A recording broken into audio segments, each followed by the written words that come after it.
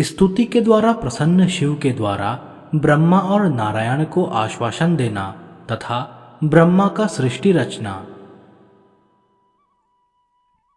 सूत जी बोले, मधुर पीले सफेद नेत्र वाले महादेव जी ने उन दोनों ब्रह्मा विष्णु को अधिक नम्र होकर उनका कीर्तन करते हुए देखकर सब कुछ जानते हुए भी क्रीड़ा के लिए अनजान की तरह बोले, इस घोर प्रलय के समुद्र में कमल के नेत्र वाले आप दोनों महानुभाव कौन हो जो आपस में अत्यधिक प्रेम पूर्वक क्रीड़ा कर रहे हो। तब वे दोनों बोले, भगवान ऐसा क्या है जिसे आप नहीं जानते। हे विभो, हे रुद्र, हम दोनों को आपने ही इच्छा पूर्वक बनाया है। तब तो उनके इस प्रकार के अभिनंदनकारी तथा मान्य वचनों को सुनकर भगवान महादेव जी मधुर वाणी में इस प्रकार कहने लगे, हे कृष्ण, हे हिरण्यगर्भ ब्रह्मा जी, आप दोनों मेरे हृदय से उत्पन्न हुए हो। आप दोनों अपना इच्छित वरदान मांगो। तब भगवान विष्णु ने नम्र होकर कहा कि हे प्रभु, यदि आप मुझ पर प्रसन्न हैं तो मुझे अपनी भक्ति प्रदान कीजिए। केशव के ऐसा कहने पर भगवान शंकर ने उन्हें अपने कमलवत चरणों में दृढ़ भक्ति प्रदान की तथा ब्रह्मा जी से बोले, हे वत्स, तुम सभी लोकों के कर्ता होगे, तुम्हारा कल्याण हो।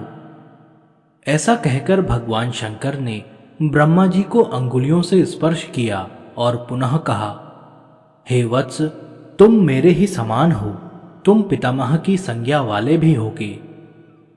ऐसा कहकर शंकर जी अंतर्ध्यान हो गए। भगवान शंकर के चले जाने पर पद्म योनि ने गोविंद भगवान से पितामह ऐसी नाम वाली संज्ञा प्राप्त की।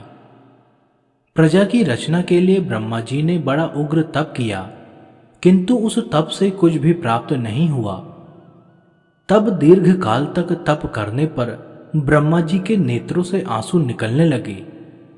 तब उन आंसुओं से वात, पित्त, कफ से युक्त, स्वास्तिक से युक्त बड़े बड़े केशों सहित महाविशैले सर्प उत्पन्न हुए। उन्हें देखकर ब्रह्मा जी बोले कि मेरी तपस्या का ऐसा फल है तो मेरे लिए धिक्कार है, क्योंकि यह लोकों को विनाश करने वाली प्रजा है।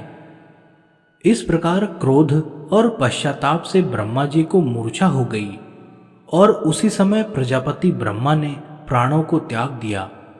किंतु उनको इस प्रकार शरीर त्यागने पर उनके शरीर से 11 रुद्र उत्पन्न हुए, जो उत्पन्न होते ही रोने लगे। रोने के कारण ही वे रुद्र कहलाए।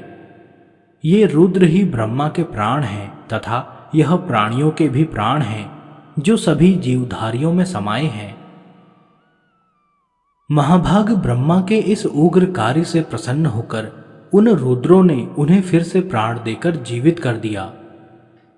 तब तो प्राणों को प्राप्त कर ब्रह्मा जी ने उन देवेश्वर भगवान शंकर की गायत्री के सहित पूजा उपासना की। उन विश्वेश्वर को सर्वलोकमयी देखकर आश्चर्यपूर्वक बारंबार प्रणाम किया और शिवजी से पूछने लगे कि हे विभो, यह सह्य आदि कौन है।